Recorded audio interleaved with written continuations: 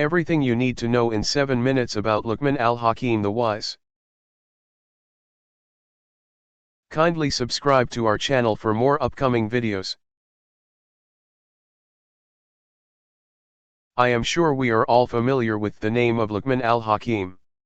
We have heard of his name and some of his good advice too, not to mention the famous proverbs.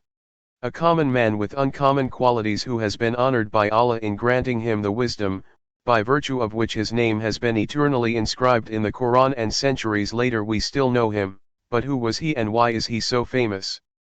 What are the famous advices he gave to his son? If you want to know more, keep watching. Luqman al-Hakim, his complete name is Luqman ibn Unqa ibn Suddan. He was an Ethiopian slave and a carpenter by profession. He came from Nubia, the black of people of southern Egypt. Allah tells us about Luqman in chapter Luqman, verse 12. And indeed we bestowed upon Luqman al-Hikmah, wisdom and religious understanding, saying, Give thanks to Allah, and whoever gives thanks, he gives thanks for the good of his own self. And whoever is unthankful, then verily, Allah is all-rich, free of all wants, worthy of all praise. There was a story during the era after Prophet Muhammad. A black man was upset for his black skin and came to Sa'id al-Musayyib, one of the Tabi'in. And Sa'id bin al-Musayyib said to him, Do not be upset because you are black, for among the best of people were 3 who were black, Bilal, Majah the freed slave of Umar bin al-Khattab, and Luqman al-Hakim, who was a black Nubian with thick lips.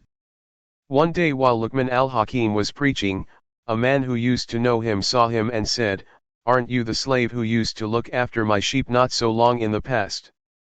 Luqman said, Yes. The man said, What raised you to this high state?